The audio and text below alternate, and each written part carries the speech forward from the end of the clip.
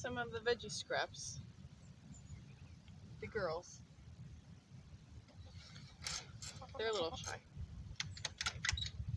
Anyway, we're actually up here to do a little bit of a tour, huh, Mika? Yes, exactly.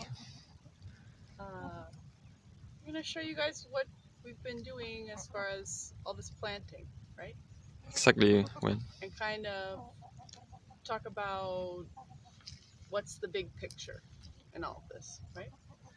Well, that's the idea, to try to show a little more the big things we are trying to do here. I'm going to get these chickens some fresh water and some corn. And we start? Then they'll be all set and we'll start our tour. Okay. Thanks, Gwen. And go. Hello guys, how are you? Well, we're here ready to present or make the tour through the garden as I promised you in the last chapter. So this Sunday we took the time to do it. I'm really excited to show you all we have done these last years, really. You have something to ask me, Gwen? Yeah, I've got a few questions Please go ahead. because I think the people have some questions too. Because the garden we're making is not such a normal garden, right? It's a special sort of garden. Yeah, well, that's true. Well, I think like if you are here, you will not think that this is like a real garden, maybe because you'll see just a bunch of wheat and some Little sticks. sticks. But to be honest, like yeah, this is a different garden really. We are trying to do something different here, like not the conventional garden or not the conventional agriculture, because I think that systems are a little bit obsolete, and what I see is that they're just deploying the earth, and that doesn't have any long-term value for us. And so we're here. We're trying to innovate or experiment at least, and create this like new type of garden more connected with nature or mother nature. And what's your vision for this space maybe in like 10 years? Like, what do you kind of hope might happen? Or what might it look like? Well, I think like this space in 10 more years will look like more like a young forest maybe. Later you will see it, but now it's just like a field. But in the future, you'll feel more that you're like walking in a forest or a young forest really. And this idea of a young forest is because like you will have a lot of patches where the light will come in, so it's not so dense as a real forest where everything is so crowded and there's no light under the canopy of the trees. But here you'll have some light coming through the canopy, and a lot of trees and a lot of bushes, and also I mean like a lot of herbs like everywhere also. So basically it's like a tree bush herb garden. Yeah, I guess we should back up and say that the forest garden is sort of like, it's kind of like an orchard, right? Exactly. But it's kind of designed in such a way that it can exist on its own as an ecosystem, right? Where you don't have to like fertilize it so much and you don't have to water it so much, because it's designed as a forest is, where it can nurture itself. Well, that's the idea, really. Like, it's an ambitious idea, I think. But yeah, I mean, like this garden building a lot of things or assets, I would call them, that will give them the ability to be much more resistant or resilient to changes in everything, travel, in the weather or circumstances. But this ability is like basically is connecting and letting everything to just establish. Like one thing I don't want to do is like take away the leaf from the ground. I think like the leaf are basically the main structure for keeping or retaining water, rainwater. But like if you take away the leaves or the organic matter, all that water will just flow away. So I would like to create like these, I don't know, buffers of water that are basically stored in the leaves. So basically you will walk here and you'll see all the leaves in the ground. I will have no desire of taking any leaf. Also, well, I like to create these close environments where temperature is regulated by the whole members, like, and all those ideas. Also, fungus working, like distributing and creating, like, I don't know, some phosphorus or nitrogen. No, nitrogen's not really, but taking away, and like, I don't know. Highly diverse also, right? Yeah, and everything connected and working together, like more like in nature and less like a human like field, like agriculture field. So that's the idea. Really try to go the nearest we can to nature at the end, like, and mimetizing or letting all these like synergies to come out Mm-hmm. and really be in the system. So that's Cool. the idea of the garden in a way.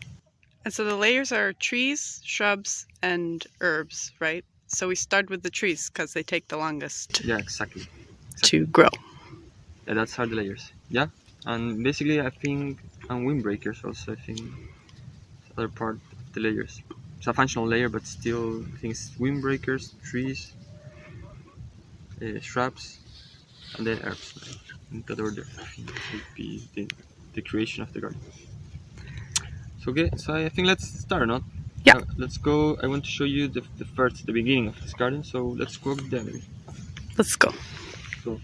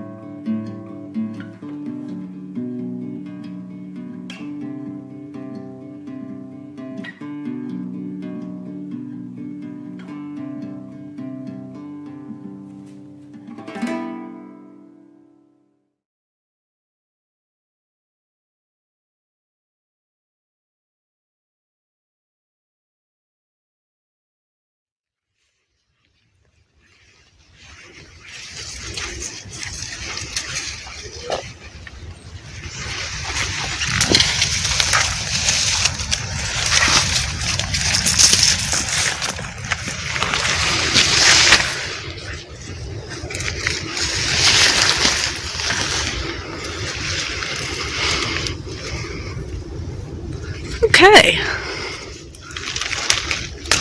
So where are we, Mikhail? Well, we are here in the experimental garden in Weni. So guys, this is the first garden we made, and this is a really nice experiment because the idea of this garden was like to just see what will grow well here without any intervention. So basically we choose like some dry environment plants, some wet environment plants, a lot of diversity really, and we just planted here and we just saw what grows, and it was a really amazing experiment. You see? Let me get a closer look here.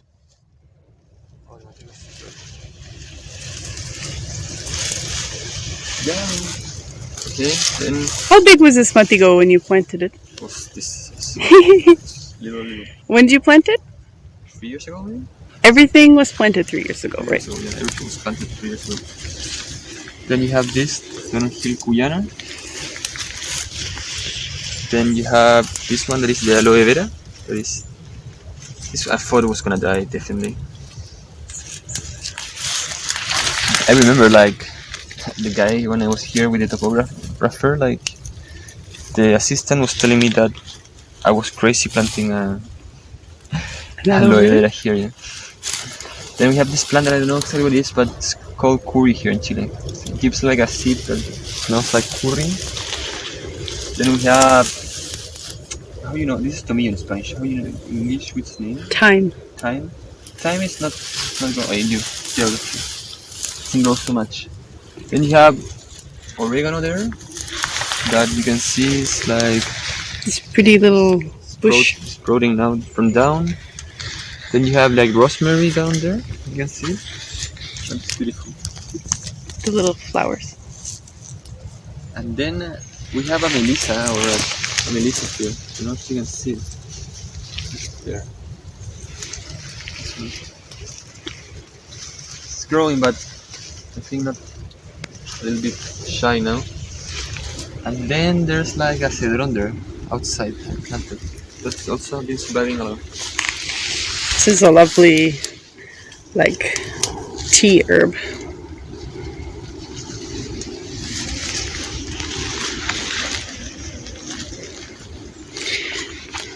And what happened? So you planted them, they just grew like that, or what? And did you plant anything else at the same time? Or just this? I was thinking that if like they grow, that what happened, I would use them to propagate them, like make cuts of them, and then with them construct or make the layers of the garden. You know? So this is like in this moment like a library of plants, you know, like ready to cut. I can cut. You see here, well, this is I just make some cuts of the matico, and now I'm propagating the matico. You see. And so this is just a copy of that plant that I know that is working well. And now this will go be distributed in the rest of the garden. Yes. So these are kind of like the mother plants that you can use to make the shrub layer of the forest garden. Exactly. Right? Yeah. And because they've been here for like 3 years now, they've acclimated well. They took some time to acclimate, but now they're sort of used to this environment, so they'll be better to plant than just, you know, any mint that you get from a nursery, right? Well, yeah. So definitely better than anything that I get from a nursery if I make the roots. But I think like the best way that to acclimate, they need genetic change, so they need to reproduce or create seeds. Like the best would be like that the matico produce seeds and I take away that seeds, and I think 2 generations is enough like to create a really like a strong acclimatation to here, you know. Mm-hmm. But in this moment, like I think this would be the starter cuts, and yeah, the mother plants as you call it. Also, I introduced another things here. Well, we have here a tuna, which is kind of like a cactus fruit for people who aren't from Chile. Yeah, exactly. Then I have here like this golden berry. Yes. Or ground cherry, they're also called. It's like a cousin of the tomatillo, right? Yeah. It's a sweet fruit. You can see here. Like, yeah, it's got these like tomatillo-looking husks. Yeah, and then little orange berries. We have a chili here, Chilean. A pepper. A pepper, sorry. Like a hot pepper. Yes, a hot pepper, but it's the Chilean hot pepper. So it's not so hot. No. And then we have here like a murta. Murta is a berry. Yes, a berry. Like a forest kind of berry. Yeah. Native to the forest. Okay. Okay. Maybe suppose that we go up again and we see guys there up, so you can. I don't bore you with the way, and that we're gonna make the same way up now. We'll meet you back up there then. Yeah, let's meet up again. Yeah. Okay. See you later. Hello guys, we're here again. Now we're gonna show you the second part, second thing. And these are gonna be going all around the whole of the forest garden, right? Yeah, this will be let's record it, but you see that these have been planted in layers. So here's another one. So let's go fast. There's a lot of things. You go. Don't you go first? I can't. Well, no. I cannot go against the sun, so... Here's another one. Here's another one. Here's another one. And these are all smaller. How come?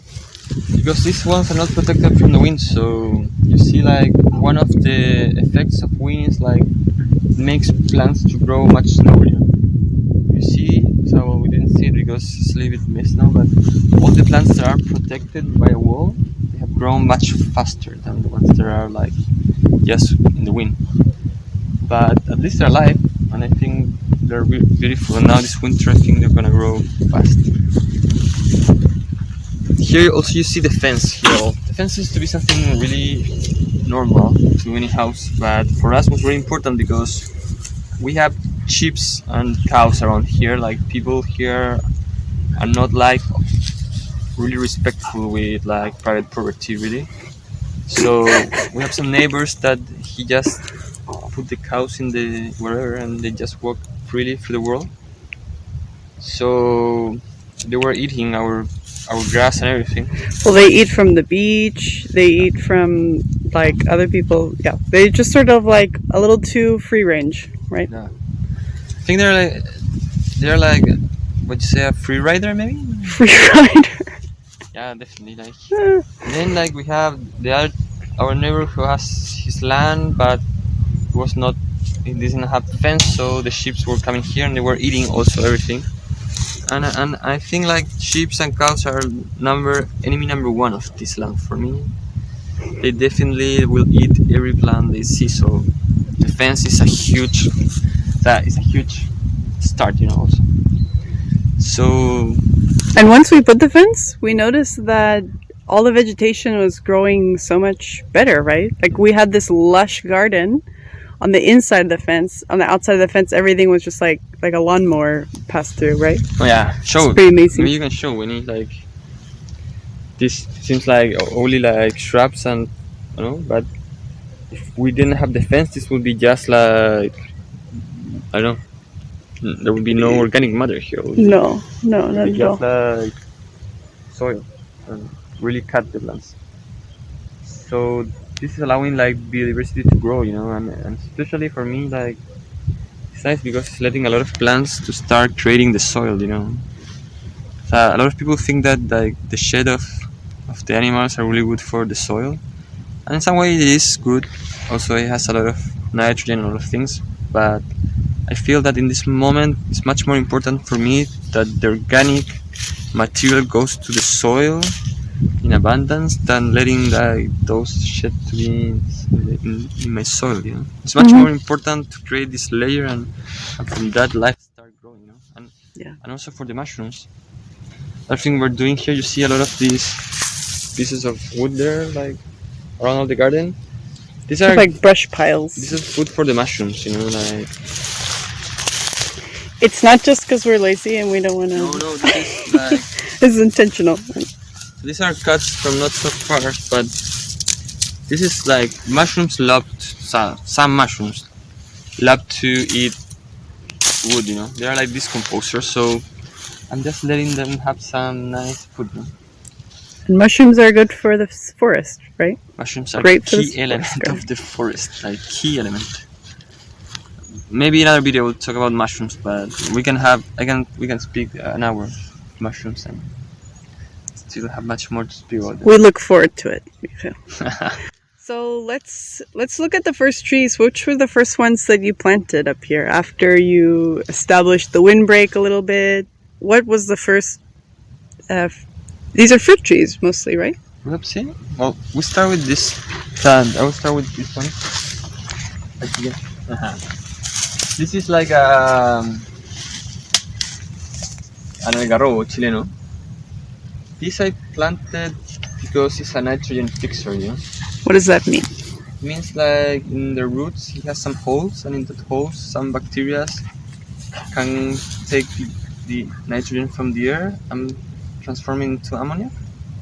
And in that way the plant can use it, Plants can only use like nitrogen like in ammonia normally. So take it from the earth, It's like a tree that its leaves have almost like a natural fertilizer for other trees, right? Especially for fruit trees. Exactly, like this when these leaves go to the ground, it will start. Can you show me the leaf? distributing a lot of nitrogen, you know. And this and you see this is like this family. All these leaves are leguminous family, and these are all nitrogen fixers, you know. You can see this in trees. You can see also this in peppers. But I really value these trees. A lot of people doesn't like them, but for me they have so much value. And also this tree is really nice because it has a little like, I don't know, it's like a vine. I don't know how to say that. Little seed pod type. Seed pod, and you can use that. You can use like a flour, you know, an harina. You can kind of grind up the seeds and bake with it, right? Yeah, well, I don't think it's like common to do it, but I know it's like a survival food. You can use it. No, it's not. It's more than a survival. Some people in old Chile used to do it. Now has been lost because algarrobo I think it's really been damaged. The number of trees. Then we have this one that is beautiful. That's working really well. We didn't expect him to be. A lot of people didn't believe that this can grow here. It's an olive tree, or in Spanish it's called un olivo.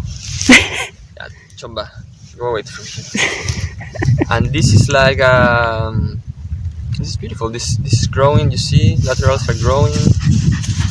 I think it looks beautiful. And this creates like these olives that you can eat. We love them. We love them. Even Chomba loves them, actually. Yeah.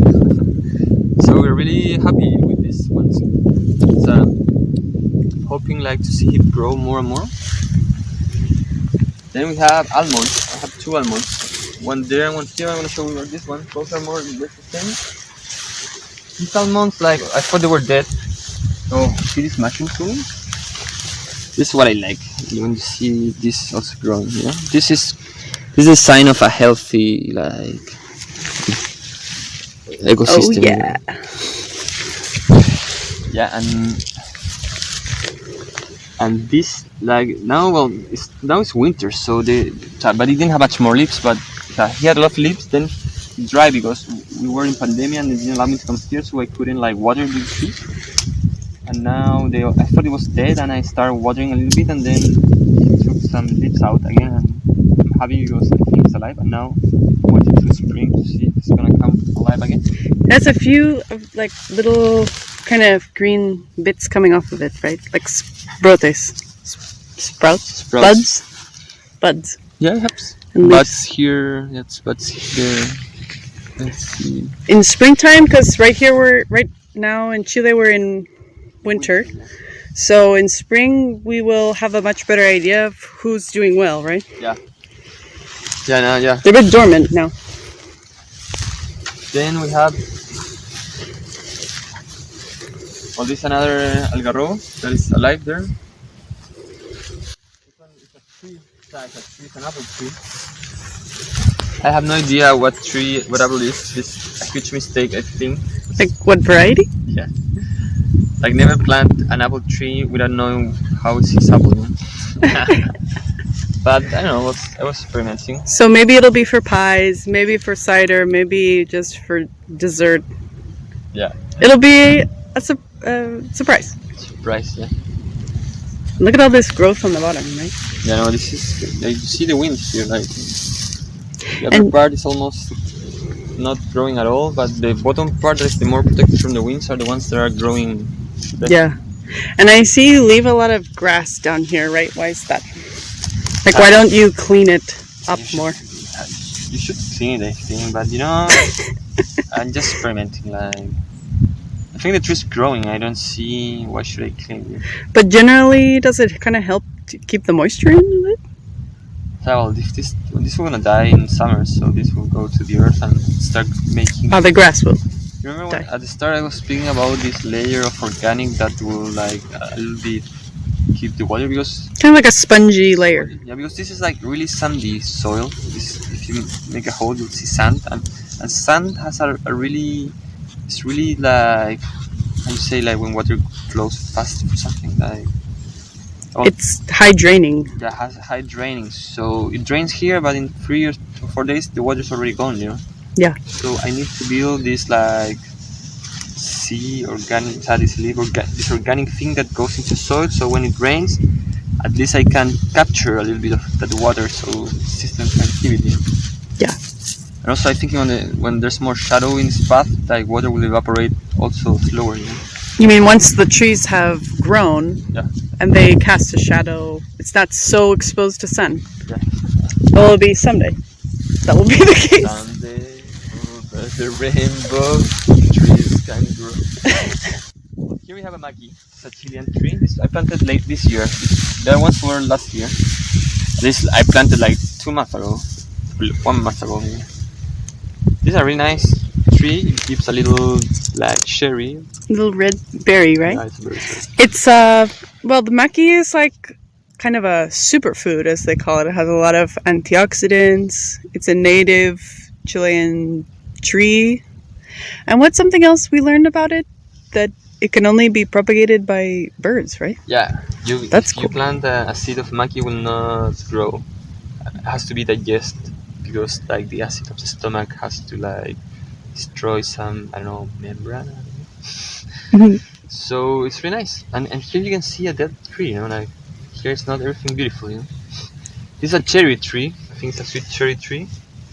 This one didn't go through the last year because I couldn't water them. So this one, even I put water in it died.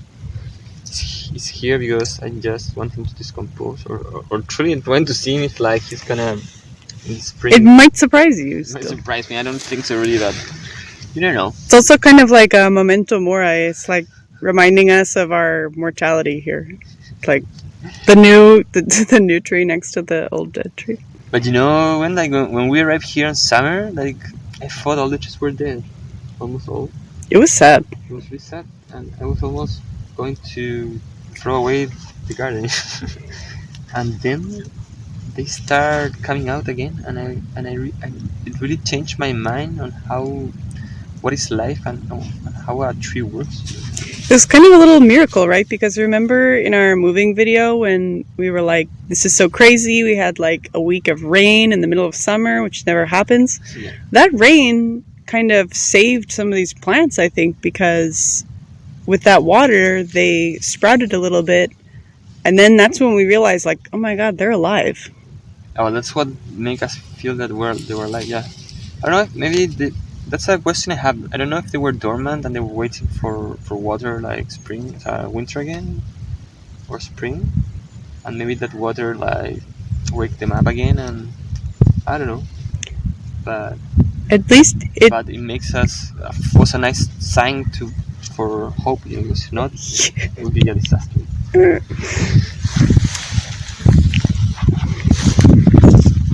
It's a durazno, is a peach. How you call this in English? Peach. Yeah. It's a conservero. Peach conservero, no? Durazno conservero. I don't know, it's a variety really popular in Chile. I don't know if anywhere else. And if you see, has a lot of buds. He has a lot of 2 weeks ago, it still have a lot of leaves. Now all of them are fall because we're in winter now. But you see all the buds it has. So this tree is like it's getting crazy. These will all flower. Yeah. So this one is. Si Dios quiere. Oh, this one is gonna grow too. I hope so. Then we have another Chilean tree here, the boldo. It's a native tree. This is a fun one. That is really. It's like super aromatic. This is like. It's also a medicinal tree. People use it. This was exported to Germany a lot here. I knew this because I spoke with a local guy who did it, and they export the leaf almost. They destroy almost all the boldos here. Now you can see some, and that's why we have some here because this really. Also, this will be a windbreaker, you know. It's a really sturdy, shrubby tree. Like, well, it's not really a tree; it's more of a shrub, right? It's pretty dense. It's a tree, really. But it grows. It doesn't. You know, it always is in the ground. You know, like it's like from the ground grows up. It doesn't have a trunk like without roots. Which is great for a windbreak. Yeah. Then, well, we have here like this I planted like 2 months ago. This is a plum, no? Ciruelo? Ciruelo, yeah. Yeah, plum. It's like a dark plum. Plums are here in Chile. We have a lot of varieties because I don't know. People have a lot of plums that are small and this one is like to be too dry plum. So this old plum you can easily You dry. can dehydrate it to preserve them? Yeah. I was thinking about that because like I'm not good plum either. So, but maybe like if you dry it, you can eat. Well, because that's the porridge. yeah, that's kind of the challenge when we, it'll be great when we have all these mature trees. We'll have a lot of fruit in the summer, but then you get into the challenge of like, how do you eat kilos and kilos and kilos of fruit all at once? Well, like we can only eat so much fruit, so is a way to preserve them. Yeah, it's a way to preserve them. Like with the apple cider, like the. And also there's also a way to preserve the apple and to have alcohol. That's beautiful. Well, we're thinking about it. We're instead of everything, guys. Now, so this is like. It's our compost. Compost. Try. First try. This is like an apple tree. You see, like this tree was. This was really tall. What happened to the top of it? I cut it because like it was dead. And to be honest, like when trees are dead, the parts that are dead, you have to cut it because if not, fungus can enter through them, and then fungus can start spreading to the tree. Oh. It's a weak point that the tree can bring them problems to the actual part is like I should cut everything, but in this moment I'm trying to see what is alive or not. And so next spring I'll start cutting the parts of the tree. This one I thought it was dead, and see like in my life from the bottom of the trunk, it was amazing. Well, what else are we gonna have? Well, we have here another dead tree. It's really tall. Maybe it was a little too big. That was too big for this. Big. He didn't go through the drought, so he died. And a bigger tree is kind of more of a challenge to adapt, right? The smaller the tree, it's like a little kid. It can just adapt here. Yeah, exactly. When it's a good idea, yeah. Like smaller trees are much more adaptable, like humans also. Like the older the human, you can't teach an old tree new tricks. Yeah, an old human will only complain. Old trees will always complain. Also. But what was this tree? It was a damasco. How would you call that? Ooh, apricot. An apricot. Yeah. Dang. Oh, Maybe we can put another one someday. Oh, you planted another one. Yeah.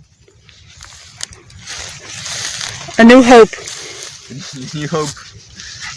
The universe. There she is. Beautiful. So this one is much smaller. Any buds on here? I don't know.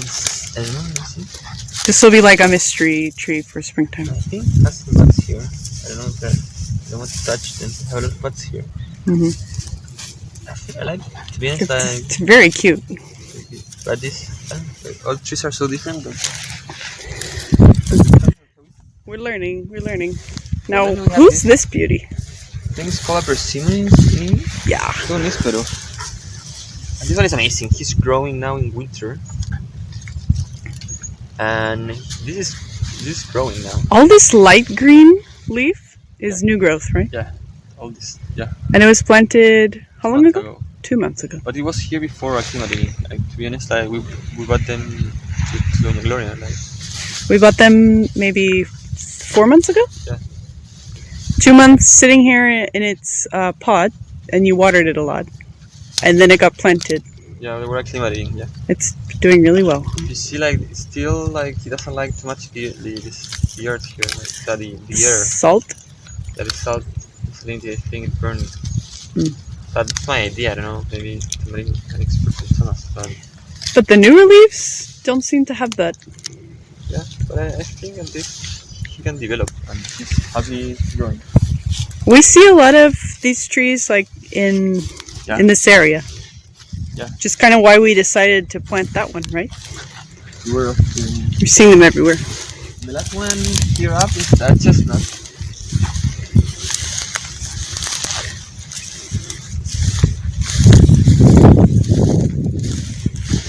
So the chestnut is really little and not as many colors as it is, but it's alive. This is another dead tree. This is a pear tree. and he's dead. Definitively? Yeah, no. Completely. And this one I planted 2 months ago, and this one you'll see the back. Ah, this is the chestnut next to See, it. this one With its little brown leaves. You see almonds. We have almonds and chestnut, I think, and I would like to have a walnut. I don't have it now. And I have a ginkgo, so but I don't think it will give us nuts. But so for the nut parts of the garden, we have chestnuts and Almonds. almonds. Yeah, and basically that. Well, and what's it called? Algarrobo seeds. Algarrobos. We're gonna innovate. Yeah, but everything's like a nut. I don't know. Okay, and now maybe we can finish the tour. Can take a little view of the lighthouse quickly. And there's more downstairs, right? Yeah, exactly. For the second one. We'd like to say downstairs, but there are no stairs. It's just downhill.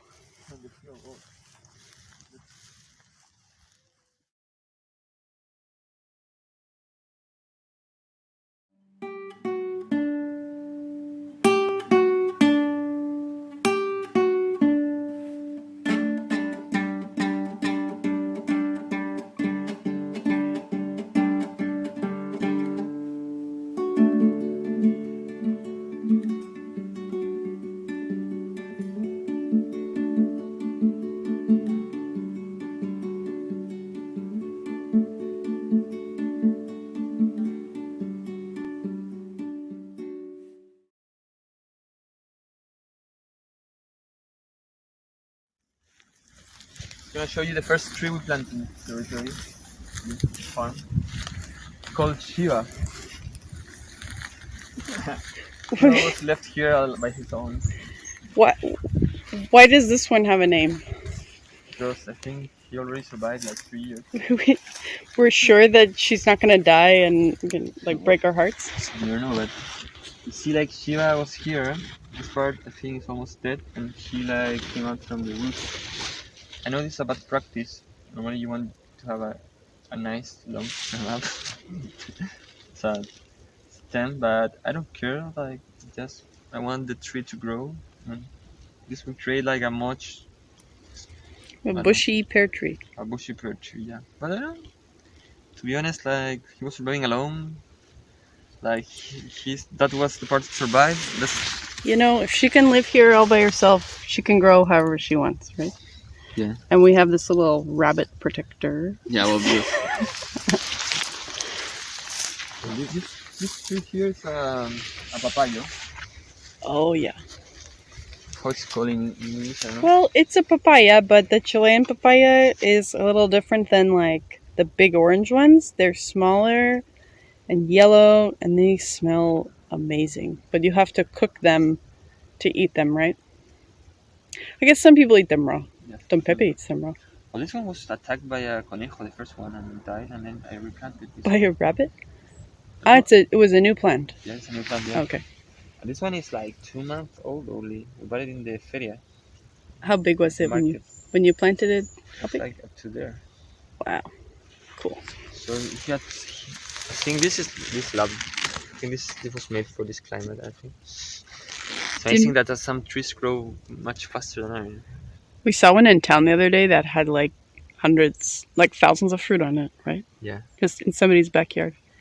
So pretty cool. In the worst case scenario, we can just have papayas and live from papaya. No, I don't think it's a wise plan, but but it's like our best plan. And then I'm gonna show you some other.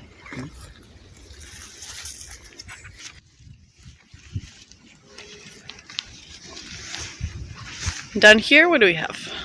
Here we have a ginkgo.